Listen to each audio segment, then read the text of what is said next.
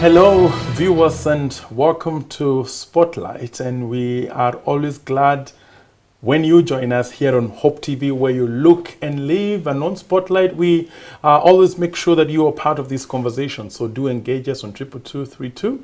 That's our text message line. Also engage us on Facebook and Twitter. Let's hear what you have to say about our discussion today. And since, the time I was a young person, I've been out in the village and never been to the city, there's one name that often I read across the newspapers and also saw on big buildings, and that name is Lloyd Masika. And on Spotlight, this edition, we are very glad to have David Masika, who is the chairman of Lloyd Masika. And I'm sure it's an amazing, amazing story, because Lloyd Masika does a lot of work in our community, and the area of housing, the area of investment, all that. And just getting the insights about that. And also, it's good for you to know that David Masika is a man of faith. David, this is a handshake season, so thank you very much indeed. Welcome to Spotlight. We are happy to have you. Thank you. Sometimes when we see the brand, yes, we don't see, it's good to see the names behind the brand. Thank you. Just you can just start off by telling us just a little bit about David, right? Because we know the buildings, but let's see about David. Thank you very much. Actually, the way you did introduce the Lloyd Masika is indeed actually what we are not. Okay. And I will tell you why as we go on. My name is David Masika. I'm 68 years old.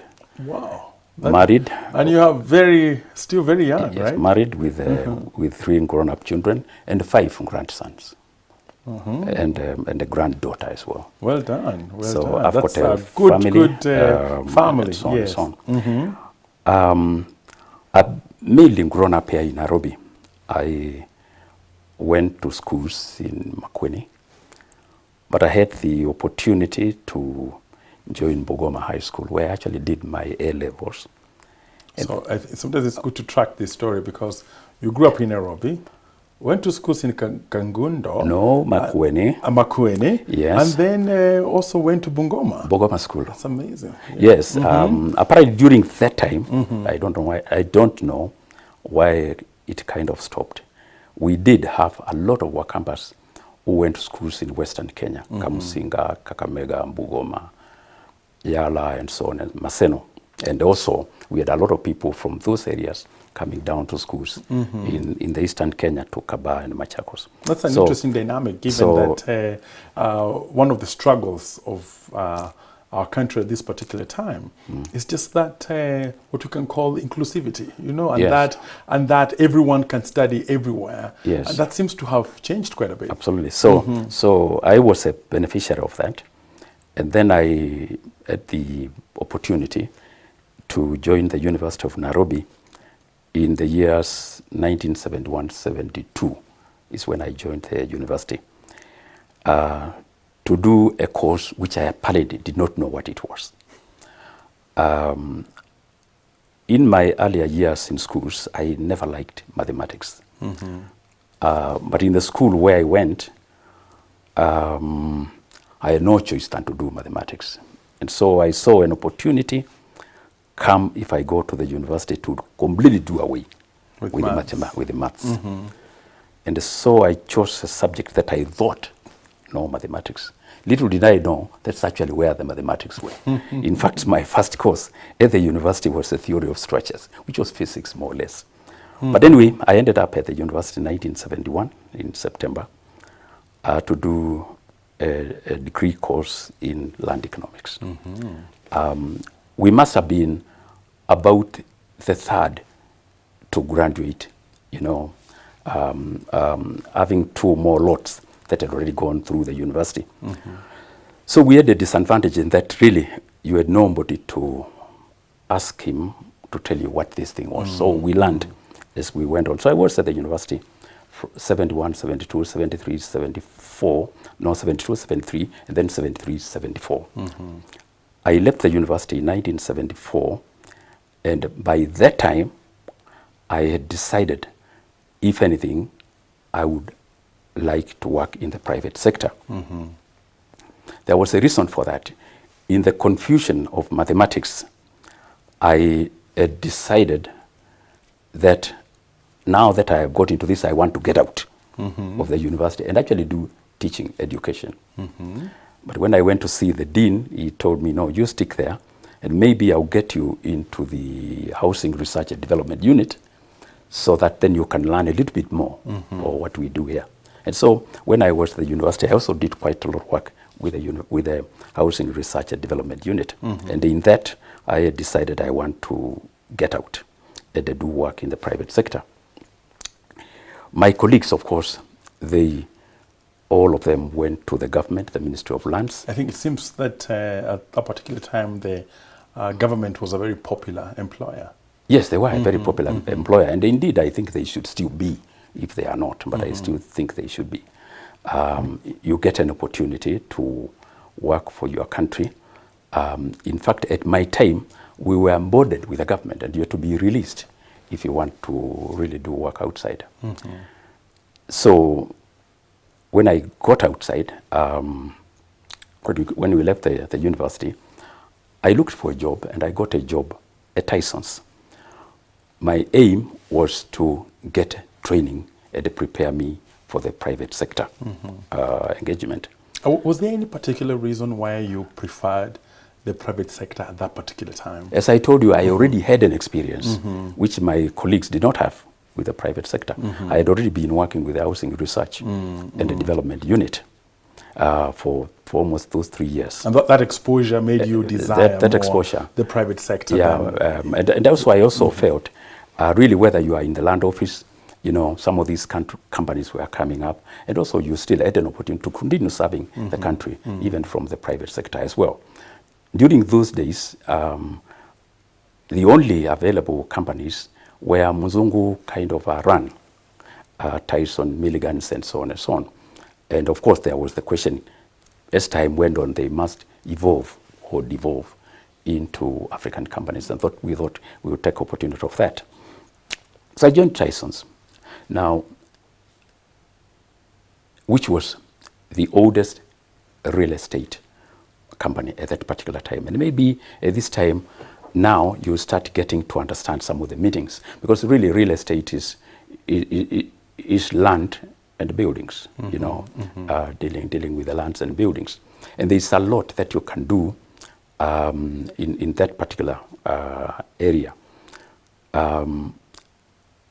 In Tyson's, at that time, we could do valuations. That is, assessing the values of the various pieces of real estate and buildings. Now, you could also do farms as well. Now you can do urban valuations, you can do agricultural valuations in that company. You could also go into the agency, where you can specialize in selling and letting houses, or go down, so industrial things. You could also go into the management of the same. And so I thought I had an opportunity here where I could be exposed to basically many sectors. Apparently in the land office, if you went, you would be assigned to only one of the sections, either urban valuations or agricultural valuations, or rating, which possibly we can talk during this meeting. So for 2 years, I worked there, and I was thoroughly exposed in all those areas. Now, then and even now, you still had to do an examination with the Institution of Surveyors of Kenya, which we did in 1966. And with that, you get a diploma in which authorizes you now to be a registered valuer. And that will lead into you now being registered as a valuer and as well as an estate agent. Apparently, this profession is mainly regulated by those two acts, the Valuers Act and the Estate Agents Act, which then keep the records or the inventory of whoever it is that is operating in those areas. Now, after being in that company for a while, the company decided to Africanize. And all sorts of things started happening. And it was then I decided with my boss in the company that we may be better off by ourselves. And it seems like that Africanization possibility was one of the attractions also initially, to get into a company. No, like my going into the company was basically to get practical training. Okay. And so when now they started Africanizing and so on, and others living as well, I thought with my partner that maybe we can set up. The name Lloyd Masika is actually two names. There is Lloyd and there is Masika. Okay. So those are the insights you get when you get a conversation like this. Now, because one would imagine that Lloyd Masika is actually one person. Yeah, no, there are two. Many people know me as Lloyd Masika. Everywhere Lloyd Masika is this one. Yeah. But really, my name is David Masika. John Lloyd, who was my partner, was older. And therefore, we thought it's best if we start with that one, because he will be the first to leave. And therefore, maybe I can adopt the name as my first one, which is really what has happened. And so we formed the company Lloyd Masika in 1968. Is when the company was formed. Now, we wanted just to do only certain aspects of the real estate. So did you say it's 1968?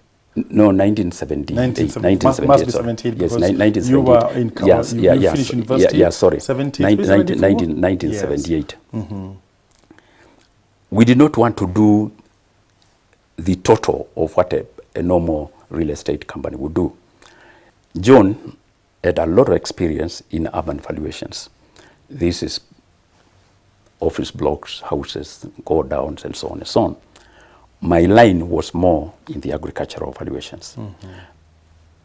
Tea farms, coffee farms, ranches, and so on and so on. And I'm hoping that somewhere in the course of our conversation, we can actually engage the important subjects of urbanization, right? Yes. Whereby a lot of, you just watch around the city, for instance, lots of land that was agricultural, vast plantations have now turned into concrete blocks. We'll talk about that later. Yeah, we'll talk about that later on.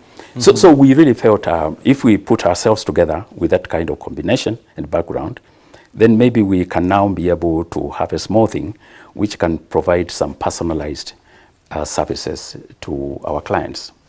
And so we set up on that basis. Now, as we started, just a few months after we started, we now came to realize, apart from the valuations which we had specialized on, we needed an agency department. Valuation normally is assessing the value. But the best way to do it is really also to monitor the market. What are people doing? How are things selling and letting and things like that?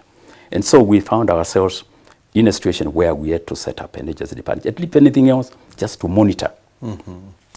To monitor what's happening in the market. We still have got a strong estate agent. That's how we started.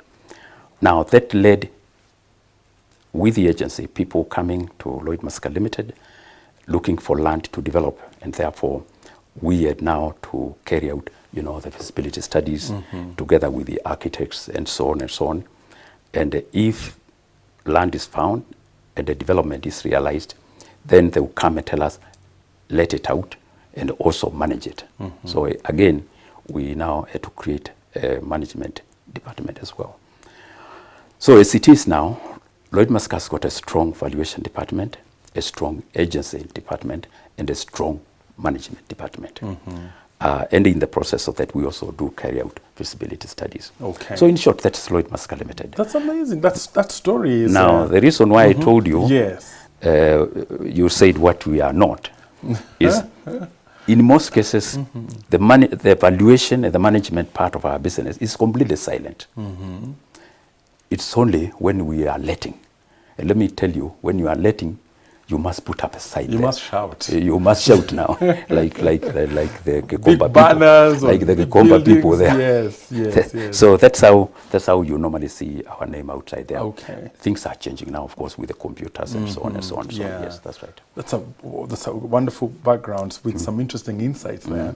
And just seeing the humble beginnings of Lloyd Masika, and also happy that you are here to just tell that story. Now, you and God, the journey.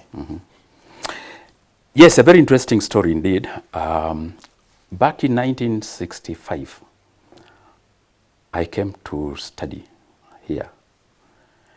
And one day on the way going home, I had to pass through Ngara, the globe roundabout. Now, apparently a missionary by the name of Harold Cummins had been brought here by the Baptist Mission to work with the Asian community. And the whole of Ngara, all the way to Parklands, everything was completely Asian. And this man decided maybe to start with a library where he could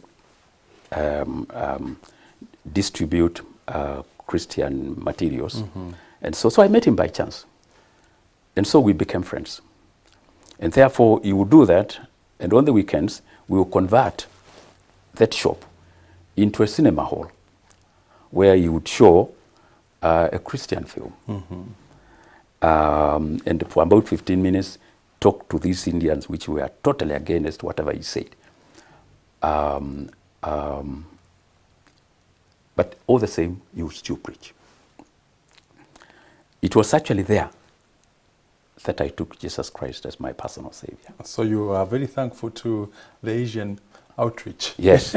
Because through the Asian outreach, yes, this African young man came to know the Lord Jesus Christ. So I became a Christian. I took Jesus as my Lord and Savior in that shop. Was it after a movie or was no, it after as, a I said, conversation? As I said, he would preach after the movie for a while. Then, after becoming a Christian, there was no pastor to take me through the catechism. Discipleship. Yes, like that. Yeah. So we went to Shaurimoyo and got the pastor from Shaurimoyo. Apparently this pastor passed away about 2 months ago, an old man now. And the pastor would come with his scooter and take me through the catechism. Amazing for my baptism. Yeah. So I was actually baptized at the Nairobi, at the Shaurimoyo Baptist Church. Come 1967-68, and as you know, there was a requirement that if you owned or you held a British passport, you either go there or to go to another country, Canada or Australia. Otherwise, you must convert into a Kenyan passport. And that was during the time of Africanization. Yes. Yes. And so, by this time, Harold Cummins had already got the shop full of Asian families now. And within months, they left completely. And I thought he was a most discouraged man. And talking to him, he told me his business was to preach. And that he has done. He actually was not disappointed at all. He had a belief, he had a faith that I found totally amazing. And before going on, let me tell you what we thought we had lost at that time. All those fellows who had left for Canada or for UK, apparently they still left as Christians. And even when I go to UK, even now, sometimes I stay with those families. Amazing. They went out there as Christians. I think that should encourage every person who carries the gospel. That sometimes even when you think that maybe you've lost or your ministry is not really getting to where you would visibly see as dynamic, that God actually is the one who is working in people, even when they go to other places. Yeah. So by this time we had more or less outgrown the shop that we were having. And if you know Ngara well, just next to the Shell petrol station, the BP petrol station, right in the corner there was a temple that was made available for sale And we kind of got interested in that one. But before we could get in, the Asian community ganged up and actually bought it, just to keep us out. But more or less at the same time, we had identified some land just next to the police station in Parklands. This land apparently belonged to the Catholic Church. And since they already had a church as you go towards Aga Khan Hospital in City Park, and another one in Chiromo, so they told us, you give us back our money, whatever we spent, but you go and put up a church. And that's how the Parklands Baptist Church came up there. And the Parklands Baptist Church that was near MP Shah Yes. Hospital that now is in Westlands? Now that's the one that gave birth to the big place in Westlands now. That's an amazing story. But it carried the same name. So it got Parklands Baptist Church in Westlands. Amazing. I think that's when you coming all the way from the Asian shop and all the way to Parklands Baptist Church. That's an amazing story, and I'm sure that there are many other nuggets that are there in your Christian story. Yes. And how over time you've been involved in the church. Can you just briefly tell us about your involvement in church development? Well, as I said, in my very time of need, 1965, is when I joined the church, or the library, call it that way, and I basically grew up in that.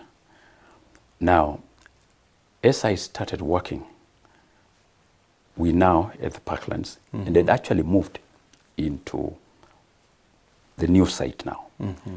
Now, that site was and is 10 acres, a large piece of land, and it had to be developed. And I was the chairman of the building committee by that time, and I remained the chairman until we actually finished the auditorium that is there.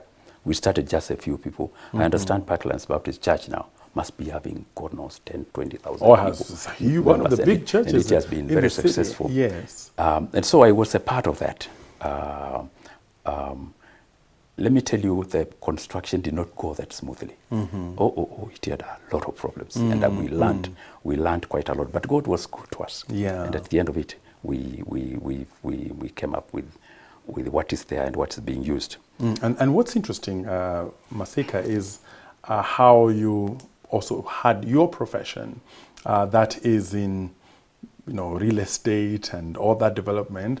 And then it comes to the church, then you also become the chairman of development, which is an interesting, mix or a gelling of a ministry on one hand and a marketplace and a profession on the other. And would want to also talk about Lloyd Masika as an organization and some of the values that have really brought you all the way from 1978 to now, some of the values that drive the organization, because you are pretty successful. Well, thank you for that. As I mentioned, as I started talking about the Lloyd Masika Limited, the idea was to provide personal service. Have a small thing, we thought, just simply doing the valuations, and then just be able to provide personal, honest service to our clients. And then after that, of course, it grew into other disciplines of the profession. As a person, I thought, after going through the university and ending up in this situation where I was dealing in the real estate, I had a chance now to see whether I can make a difference, especially for the people who were at the very bottom. I'll tell you why at the very bottom. If you know the history of Parklands, it was basically Asian district. And therefore, if we lived around that area, most of my colleagues were no more than just houseboys and so on, who were working, in the Indians, and they would stay basically in the servants' quarters. Now, at the same time, it was then the Africanization was coming in place. And therefore, we thought we could play a part in making premises available for these people, making houses cheap, available for these houses. In short, work with them. And that is still our goal, to serve the community faithfully, personally, and so on. We also thought maybe we could reach them for Christ through the same way. Because apparently,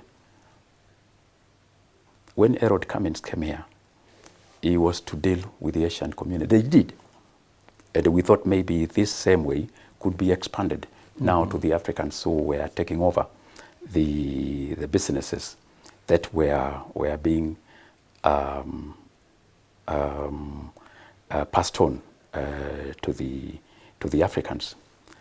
As a result of this, if I can just mention one or two families, we have got families that joined us, like Nyong'o's wife. We all used to worship in Parklands because they joined us now because they were living, I think, in those. The Nyong'o family, the governor? Yes, because they were living in that area, in that railways estate there. So we joined up with them. So I still believe in the same thing of personal service, and if I can take that opportunity to do my part in the introducing somebody to Christ, I have tried to do it. Maybe I'm not as successful as a full-time pastor, but I have tried to do it. And when you talk about making people know Christ, of course, is that one-on-one evangelism, like express evangelism. But one of the values that you've mentioned that has been at the heart of you as a person, and also at the heart of the operations of Lloyd Masika, in addition to all the big buildings we see, that there is that love and desire to have housing for people who provide housing for people who are not as strongly endowed. And when you think about the gospel, and you think, for instance, about the gospel of James, the letter of James, one of the ways to express true religion is by taking care of those who are weak. That's an amazing value right there. And also when you talk about honesty, especially in the area of real estate, and where people want to really make a lot of make huge margins, like one of the dynamics that plays out in the present contemporary world is what we can call exaggeration of prices and costs. Now, how in that context does Lloyd bring in the aspect of honesty in such a culture that is out to just rip the people off? Well, let me say on that one, in most cases, the people who are ripped off are the buyers. A property, before it is sold, must be valued and a reasonable value put in place. The reason for that is that very few people have got all the money under their mattresses. They will put some money, but they will still end up in the bank. And therefore, if you really want to sell a property, it is important that you have it valued, because even if you don't, the bank will still insist on evaluation. And therefore, if the property is not properly assessed, then it will be in the market for a very long time for a number of reasons. So we have tried as much as we can to do all we are supposed to do as professionals, to make sure that we remain within the market. It's just a question of time. You make mistakes, they'll boil back again on you. And you find yourself with a problem with the buyers or with the financiers, because if they cannot realize their securities, then obviously they will start eating back again at you. We have tried our best, despite all the problems that you did mention, of titles and so on, to give the very best that we can. And we have got a very committed team in the office that for years has been able to deliver, at least so far. Okay. Yes. You know, and just before we take a short break, maybe you can tell us some of what you deem as the great successes of Lloyd Masika. Well, first of all, we are still alive 40 years later. And we have continued providing the services that we intended. I personally do take a lot of pride in that. Students, after they, let me say, when they are still at the university, and after they leave the university, as I mentioned earlier on, they still have to undergo a training for at least 2 years before they do the diploma to enable them to join the Institution of Kenya, and then Institution Surveyors of Kenya, and then get registered in the particular profession they want, valuers or estate agents. Now, we have been actively involved in that, in training students when they are still at the university, especially girls. I think we are the only company, by the way, that as a policy, we made a board decision that will try to assist the girl child. Lucky enough, the girl students at the university tend to be better than the boys. It's true, because the boys listening to this program are not very, very happy to hear but they that. can also employ they can also employ them. I mean, when we talk, Lloyd Masika is completely open. In fact, a lot of people whom we have trained have ended up competing with us, and that's okay with us. We have got no quarrels with that, but they tend to be. I have a particular weakness with a girl child. I had 13 sisters. Oh, from One mother? One mother. 13 sisters? Yes. And I think my life, to some extent, was very much influenced by that. It could only be. Because I thought at one time... And brothers? 2. So you were 15? 15 years. Amazing. So, from one mother? From one mother. So, because of that, for over 20 years, I was the chairman of the Moani Girls, with the support of Lloyd Masika Limited. And from there, we brought out, and I assisted in developing the school, basically to the level it is. Moving away from there, I went to Good Shepherd Girls. Now, Good Shepherd is a Catholic school, and the Catholics normally will keep another Catholic. Yeah. But Bishop Kyoko told me to go down there. And through the assistance of one of my members at Parklands Baptist Church, who assisted us to put up a borehole in the school, I was in that place for about 10 years. And I believe I did my contribution to the community, to the girl child, and also as a Christian. I chair the board of Machakos Girls, where I've been now for, this is my 4th year. Again, girls. You know, it's very consistent. I think I've got that. The 13 girls had definitely had a great effect on your life. So, and many other girls have benefited so the from support your that sisters. the support that I've got from the company has really assisted me, you know, in all those things.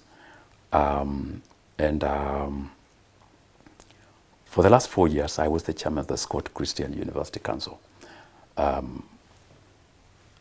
I will talk about that when you start talking about the properties. Okay, yes. So, as a company, yes, we have done a lot. Not to mention the people who come there for assistance. And also the studies.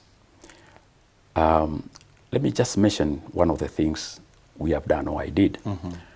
At one time, we were recruited by the company called ODA, a British organization, to look at the slums in the country, starting with the Majengo here, Majengo in Machakos, Majengo in Bugoma, Majengo in Embu, and so on and so on, and to come up with a way we can assist these people to get out of that. You then get into religion kind of challenges, you know, where the people who are basically living there are Muslim, and they have got their own culture. But we did a study, and I learned quite a lot about some of these slum dwellings. And even before I talk about the church, the only ones that did survive are those ones which had already, where the community is living in them, had created the structure that would enable the land to be taken by a board, say a fund, that would then be able to look after it. In fact, in some of them, even after the infrastructure, the lights, the sewer, and so on were put, it never went back again to the people who were originally there, which is really terrible.